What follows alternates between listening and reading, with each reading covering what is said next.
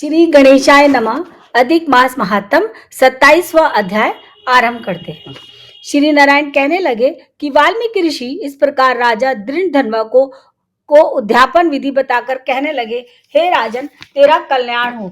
अब मैं पाप नाशनी सरयू को जाता हूँ। तब राजा आनंद युक्त स्त्री सहित उनकी पूजा करने लगा। ऋषि ने राजा की पूजा को अग्निकार कर उसे आशीर्वाद दिया। तब सायकाल हो जाने पर वाल्मीकि ऋषि वहां से चल दिए।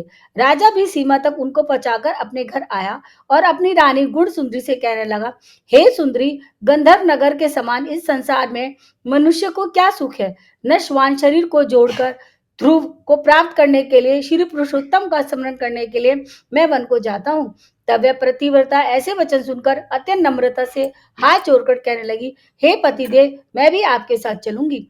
पतिव्रता स्त्रियों के लिए तो पति ही देवता है। इस प्रकार प्रिया का वाक्य सुनकर और अग्निकार के राजा पुत्र को राज्य अभिषेक देकर स्त्री के साथ तत्काल मुनियों से सेवित वन को चले गए। इस प्रकार व्रत की विधि में स्थित हुए तपोनिधि राजा की वह प्रतिव्रता रानी सेवा में तत्पर रहती। राजा के इस प्रकार करते हुए संपूर्ण पुरुषोत्तम मास समाप्त होने पर वहां पर विमान आया और विमान पर चढ़कर दोनों सुंदर नवीन शरीर धारण कर तत्काल गोलोक को चले गए। श्री नारायण बोले, हे नारद, इस पृथ्वी तल में पुरुषोत्तम के समान कुछ भी नहीं है। 1000 जन्मों तक तप करने से भी यह फल नहीं मिलता जो पुरुषोत्तम के सेवन से मिलता है। जैसे बंदर के 3 रात्रि स्नान करने से करोड़ों जन्मों के पाप नष्ट हो गए थे। श्री पुरुषोत्तम मास में अनजाने हुए उस दुष्ट बंदर का स्नान होने से वह पूर्व कुकर्मों का नाश हो गया था और वह सुंदर शरीर धारण कर विमान पर चढ़कर गोलोक को चला गया था। हे तपोनिधे, सब लोगों के हित के लिए वह कथा मेरे से कहिए कि उस बंदर ने 3 रात्रि वहां पर स्नान किया। वह बंदर कौन था और उसने क्या आहार किया था, कहाँ उत्पन्न हुआ था और उसके अनजाने ही पुरुषोत्तम मास में स्नान करने का क्या फल हुआ। श्री नारायण बोले, केरल देश में उत्पन्न अत्यंत लोभी एक ब्राह्मण था। इस क्रम से लोक में वह कंजूस नाम से विख्यात था। तथापि उसके पिता ने उसका नाम चित्रशर्मा रखा हुआ था। वह कभी भी कोई धार्मिक काम नहीं करता था। एक वन में विचारने वाला माली उसका मित्र था। वह ब्राह्मण सदैव अपने उस मित्र माली के पास जाकर और रोकर बार बार अपना दुख कहता था कि नगर में रहने वाले सदैव मेरा तिरस्कार करते हैं। इससे इस नगर में रहना बहुत कठिन हो गया है। वह माली उसको दीन जानकर दया करता हुआ बोला, हे चित्र शर्मा, तुम इस समय बाड़ी में रहो। कंजूस माली के वचन सुनकर बड़े आनंद से उस बाड़ी में रहने लगा। नित्य उसके निकट रहता और उसकी आज्ञा का पालन करता। इससे उस माली का उस ब्राह्मण पर दृढ़ विश्वास हो गया।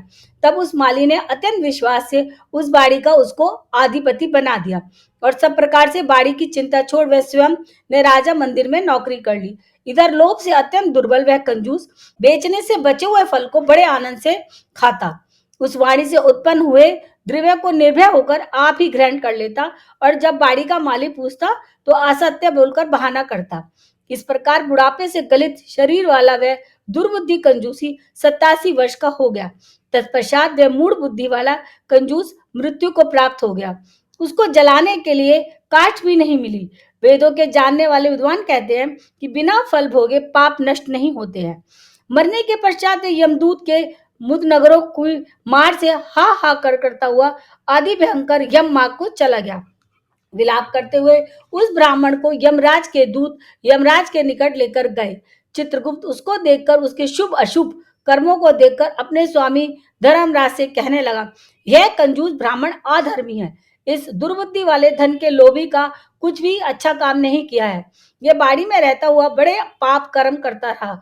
बाड़ी के मालिक माली से विश्वासघात किया। श्री नारायण बोले, हे नारद, इस प्रकार चित्रगुप्त के वाक्य सुनकर धर्मराज अत्यंत क्रोध से भरे हुए वचन से बोले, ये 1000 वर्ष तक बंदर की योनि में रहे और विश्वासघात का फल इसको बाद में मिलेगा। 27वां अध्याय समाप्त हुआ। ओम नमो नारायण।